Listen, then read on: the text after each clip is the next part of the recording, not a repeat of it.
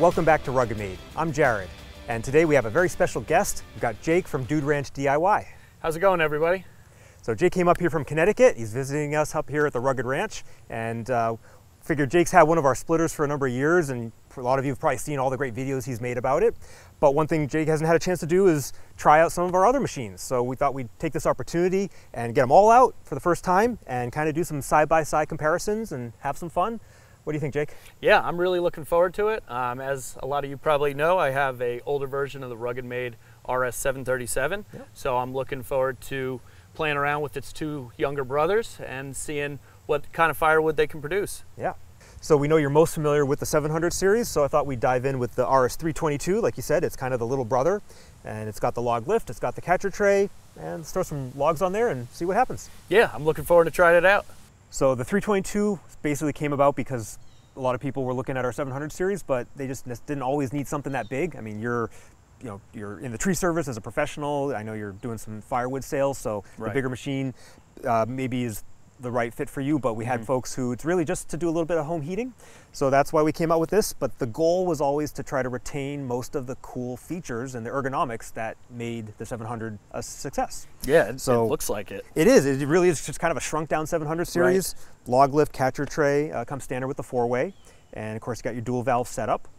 This is one of our newest versions where we've added this feature where you can kind of dial in the valve platform the way you like it. Yeah, I really like that feature. Can it be spun the opposite way too? Not on the fly. So you sort of, when you're assembling it, you decide then how you want it, although you could go back and reconfigure it, but it's meant to pretty much stay that way once you set it up. But yeah, your options go to the extreme of facing that way 90 degrees. This 45, my personal favorite, whichever side you angle it at. Yeah, the 45 makes it nice and ergonomic. And the reason I asked if you could switch it the other way, I know that a lot of these you can switch the log lift. Yes. And based on how you plan on seeing your wood yard being laid out. Yeah. So it only makes sense to be able to switch this the other way. Yeah, I mean, some of the things that we know from operating ourselves and from feedback from customers is, are they operating it alone or with friends? Sometimes if you're operating it alone, you might want the valves angled to the same side as the log lift so you can load and control the levers. Other people are tag teaming. One guy is loading, someone else is running the valves. And then we also have folks who just have a preference for whether they're running the valves with their right hand versus their left hand, and which hand is on the log. Absolutely. So this basically gives them that flexibility. Yeah, but it can still be in the original position. I know on your machine it's just pointing straight forward down the center line. Right. That's still kind of the default position. But I like the 45 to one side or the other. Yes. No, I can definitely see that being a nice feature. Yeah. And you'll get to try it out in a minute. Can't wait. And as far as tonnage, we call it the 322. It's a 4-inch inner diameter cylinder. Okay. It's got kind of a trunnion mount. So as you can see, the back of the cylinder is hanging out, and that just makes for a more compact machine. And still has, what we found, plenty of power unless someone's tackling some really big, gnarly stuff, more commercial stuff, or someone dropped off, the stump of some tree they pulled out. This isn't really designed to get through that stuff. But the kind of stuff we're splitting today, I think, is very typical for what people are splitting for firewood, whether for business or for personal use. Right. Now, what do you find a typical cycle time on a machine like this to be around? Well, let's fire it up and you can see for yourself. We did give it a large diameter rod, and this one is more the premium package. It's got a 10 horsepower engine turning the 16 gallon per minute pump. Okay. It is also available with a 6.5 horsepower engine with a 13 gallon per minute pump.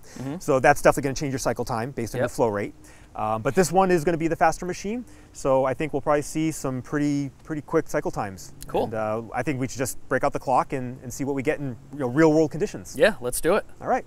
Here we go. All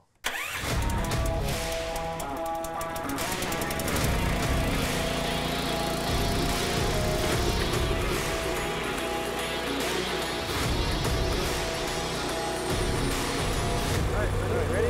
Set, go.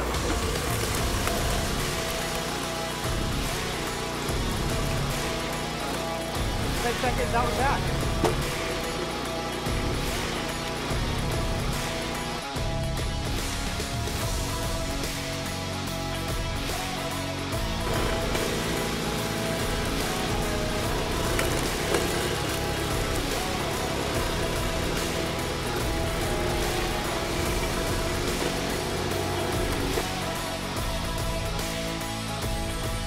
That was pretty great.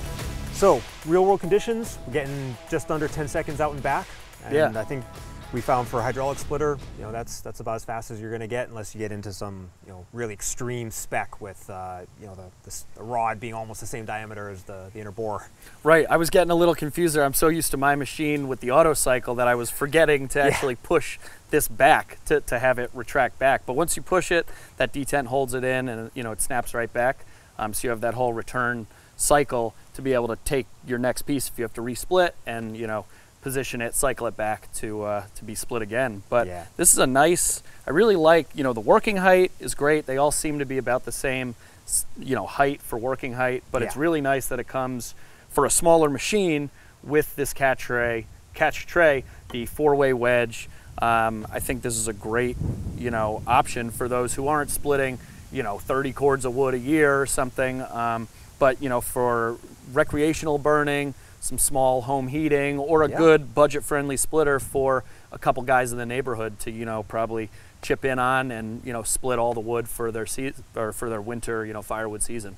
Yeah, and we've had this available for a while, and from feedback from customers, we've heard quite a few people are using it for kind of a little side firewood business. Right. Really, I think if they're getting the right wood, they're getting the relatively straight grain stuff that people really should be splitting and burning. Right. It really can handle it, and that kind of cycle time, the productivity really is there. Oh, I'm sure, especially if you have a second guy, like in this instance, feeding the log lift. You don't really ever have to stop beyond dropping that thing down and raising it back up to load it. So I could definitely see this being a great machine. Yeah. Yeah, I mean, really, the main difference is power. This is only available with this 24-inch stroke, whereas the 700 series is available with that 30-inch stroke. That's what you have, I believe. Yes. Yeah, so, but most people still end up restricting it to the 24-inch position, or sometimes even the 20-inch position. Right. This does have the stroke restrictor, so we could hook that up to the 20-inch position, and then we would have, if someone's splitting that 16 to 18-inch kind of sweet spot, smaller round, then you're going to see probably around an 8-second cycle even time. Faster. Yeah. And I gotta say, I really do like. I know it's such a small adjustment, but it just makes so much more sense pulling this directly towards you instead of that awkward, going this way, following the I-beam of the splitter. Being that it's the first time I'm using it, it's really nice, especially without the auto cycle having to go back and forth. It's basically, you're pulling it twice as much. So it's nice that it's in that 45-degree angle. I think that's a great feature. Yeah, the original center axis design, it was great for being able to reach it from both sides of the machine, whether you're standing on alternate sides or you're working with someone. But as you say, it is less ergonomic to be shifting it side to side. This push-pull works out great, and really, it would be easy for me to operate it from this side as well. Yeah, definitely. That's something, I never really operate mine from the log lift side, just because if I'm by myself, I find that it does kind of get in the way for me to be pulling back the wood to recycle, because a lot of the time, like you said, I do tree work professionally, so I don't always have that perfect size wood. But yeah, definitely, like you stand there very easily to be able to pull it back from the opposite side, even with it angled this way. Yeah. So. Yeah, and these weren't very big logs, but still we were kind of breaking it down to almost kindling size, so the resplits are just as convenient on this with the flat plated work table, the lift table, as on the 700 series. And another thing, with the 700 series, there's a few different positions where you can mount the tank, depending on where you want to stand, how many people are operating it. But if someone doesn't want to have a really heavy tongue weight to lift to maneuver it around, they have to move the tank kind of closer to the end. But with this machine, even with some wood on it, it's just a much more compact, lighter machine for a lot of folks to move around their yard, or if they just don't want to be lifting as heavy a machine.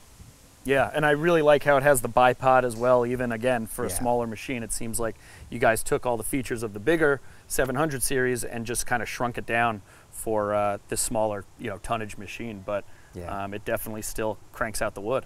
Yeah, basically our goal was to try to bring those kind of pro-level features down to a machine that's a little more compact, a little more affordable, and just make it more fun, make it more convenient, and maintain that productivity.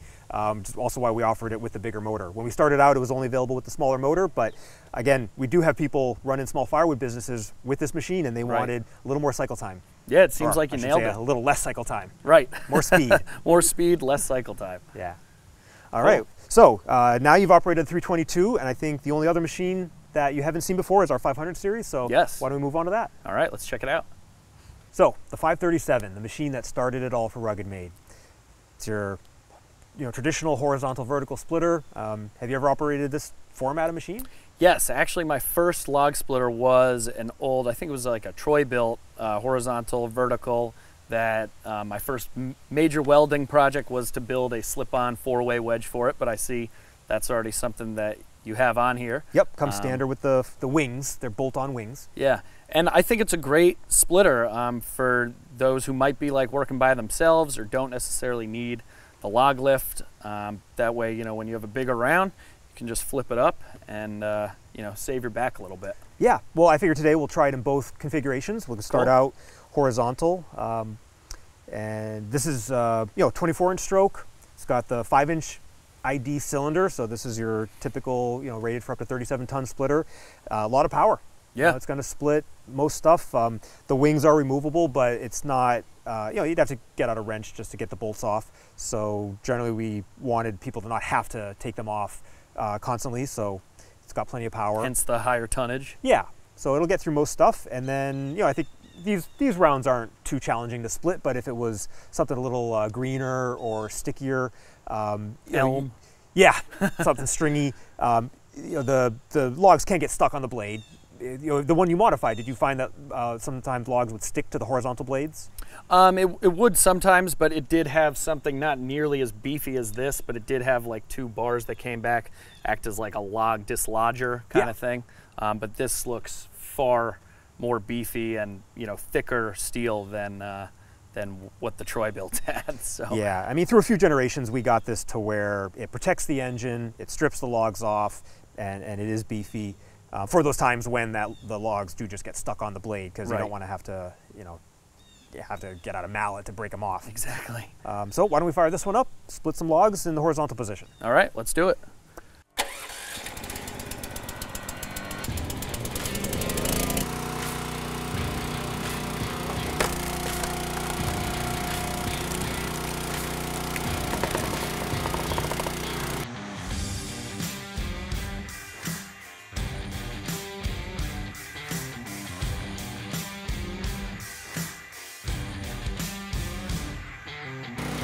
Ready, set, go.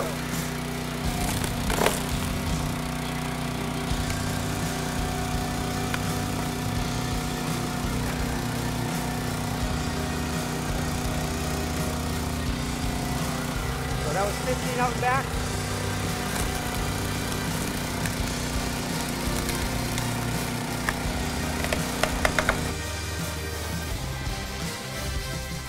So we were getting pretty consistent 15-second cycle times, which is pretty standard. 8 seconds out, comes back a little faster.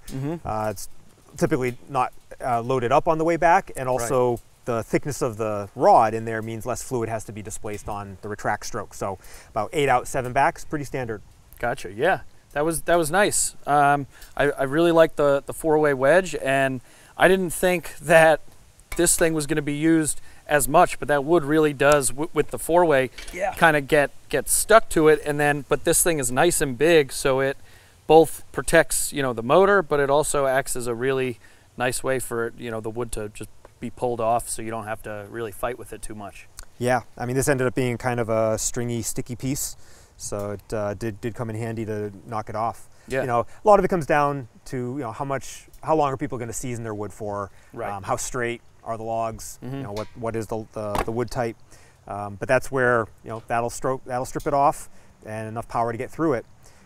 Now, since we're doing kind of a compare and contrast today, what did you think of the difference between how much handling you had to do per split? So this one, definitely, I feel like you do have to handle it a little bit more, especially if you're going to be by yourself. In this instance, having you here, it was nice because when you do split that, the wood either is going to fall on the ground or it gets pushed off over here. You have to pick it back up. So having that catch tray is nice, but it's definitely not necessary. And I think if it, or I guess we'll see in a little bit, once it's up in the vertical position, all the wood's gonna already be on the ground, and you're likely, kneeling or kind of sitting on a 5-gallon bucket kind of thing. Yeah. So the bending over isn't really a factor as much anyway. So it's been quite some time since I have used a vertical splitter, so I'm excited to see how this one does, because as I mentioned, I made a 4-way wedge for mine, and it was a little bit janky. So I'm looking forward to see how this one performs. Yeah, but I would say a janky 4-way is better than no 4-way. I'd have to agree with you. All right, so let's flip it up and we'll do a couple logs in the vertical position. All right, cool. Now, can you show me what all is involved in flipping it up? The first thing we want to do is make sure that this leg is down. Of course, the rear leg would be down so the machine's stable, but it's not best practice, but you could have just maybe moved this around the yard and forgot to deploy this leg, and you could get away with that as long as you're not splitting some really heavy logs here. Okay. But before going to vertical, you definitely need to lock that leg in the down position. So that leg is for the vertical orientation? Well, I would say it's really necessary for all splitting. For both? But Okay. if you're splitting light logs, I mean, this thing is, heavy enough that it wouldn't tip just because you didn't have that leg down. Right. But it should be down for all situations, and it really has to be down because it would block this from pivoting. Gotcha. Okay. So that's already down. So all we need to do is come over to this side. We got a handle for lifting. All right, let's make sure our area is clear. But yeah, shouldn't. It's basically going to land right there, so we're good. Okay. Mainly, that's spring release, spring loaded pin we're going to pull as we lift it, and we also just want to kind of prep our hoses so that they're not going to catch on anything. Okay. If they were like that, they might hook on the beam, and we want to make sure it goes up smoothly. Gotcha. And so just pull that. I see. Okay. Yeah, there we go. Yeah, and that's really it. Both legs are down. It's basically ready to split. Okay. Yeah, that's a nice big beefy handle, and yeah, I like this big pin. That's a pretty strong spring there. So yeah, and the end of the pin has a taper, so when we're lowering it, I like to put my foot on that leg. I see. So it doesn't come up. And again, we're just making sure we're not going to pinch any hoses or body parts as we lower it. Okay. And it just comes down. Oh, very nice. And it self-locks. So all right, so let me give that a shot. So you're saying you pull this pin. Yep. Lift up. Yep. And that's why the hoses are long. That's a common question we get. Right. Is why are the hoses so long? It's to accommodate the vertical position. If it was locked in the horizontal position, the hoses would be a little shorter and tidier like they are on the other two. Right. Sounds good. All right, throw a couple logs in there. Let's try it out.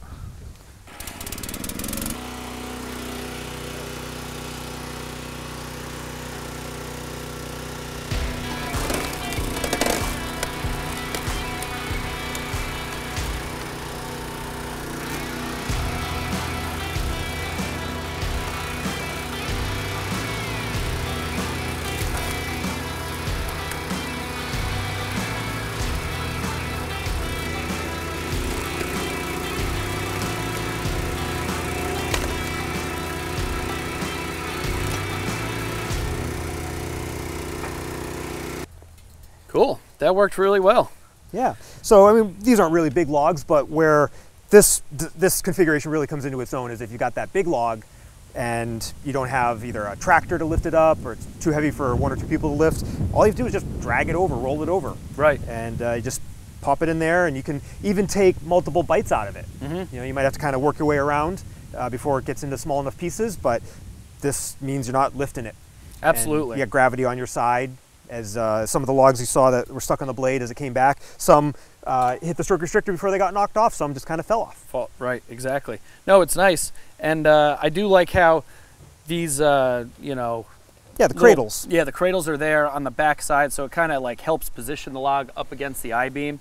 And when it's splitting, it kind of holds the splits kind of in place so that they're not constantly falling, all over the place. I do think it's important, to make sure you keep your hands away from this thing as it's coming down, because I think in this orientation, for some reason more so than the push through style, especially when you're getting down, if you're splitting up kindling or something, you could by accident have your hand there and then come down not realizing if you're kind of in the zone of splitting. But the cradle also kind of helps it, so you could leave it and then go and operate the machine safely, of course.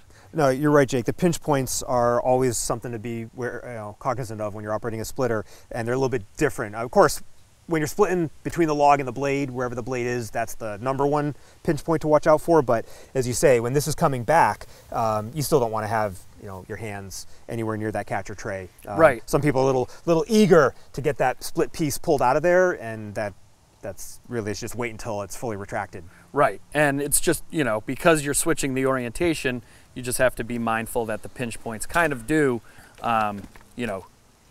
change. Yeah. Yeah. Shift from, being more so here, yep, to on this other side. But all in all, it's a great machine. I didn't know, I know you mentioned before that this was the original flagship machine from RuggedMade, so I did not know that, but I can see why. It's a very versatile machine. I think it would appeal to a lot of people. And it's nice that it has that higher tonnage to be able to power through, the bigger stuff, when in that vertical orientation. It still serves its role because in order to get some of these enhanced features, the log lift, the catcher tray, there's more cost in there. There's more metal, there's another valve, and there's more hoses. So this still does the job for a lot of people if they're not really as focused on high production volume. Like you say, there's a little more handling. After you split the log, you still have to touch it one more time to get it in your pile or get it into your wheelbarrow and get it to your drying area. Right. But for some people, it's just not about watching the seconds the way we were doing. Exactly. And this is going to split a lot of stuff between the power and the option of horizontal and vertical. This style of machine has been getting it done for a lot of people for many years. Yeah, it solves the issue of getting the log to the splitter without all the extra hydraulics. Yeah. So that is the 500 series. And that just leaves the 700 series, just a more updated version of what you have. Yeah, the Big Daddy. Yeah, so I don't think you've operated this newer version of it. I have not, so I'm looking forward to it. All right, want to roll over there and split a few more. So Jake, this should feel pretty familiar to you. This is a 737-24. So you have the 30-inch stroke, but this is the 24-inch stroke. It does still have a stroke restrictor position, so if someone's doing 16 to 18 inch rounds, they can restrict it to 20-inch position. Okay. But we can break out the clock. We can see what the cycle times are like.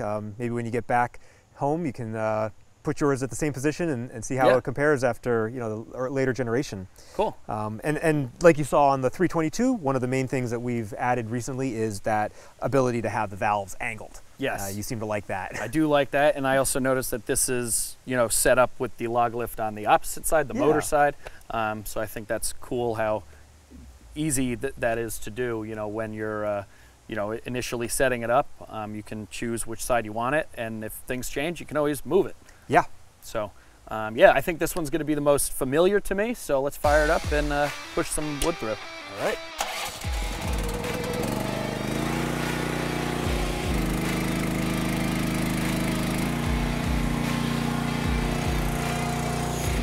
All right, ready, set, go.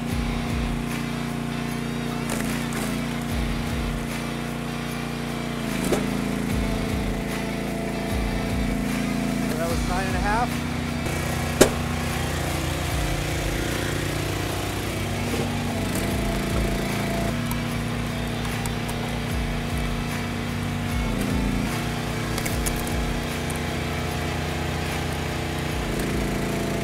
All right. Well, that seemed familiar. Yeah.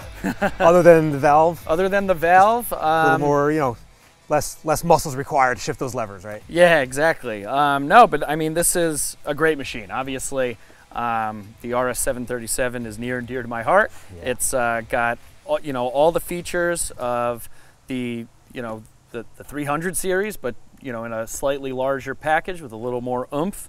And, it's a great machine, and that's why I choose to use it day in and day out. Yeah, so in terms of cycle time, we were getting pretty consistently sub 6 second out and 3 to 3.5 seconds back. So we were doing full cycles in under 9.5 seconds. Yeah. And the standard spec on all the 700 series, regardless of what cylinder or stroke you get, is like a 420 cc, 390 to 420 cc engine, running a 22 gallon per minute pump.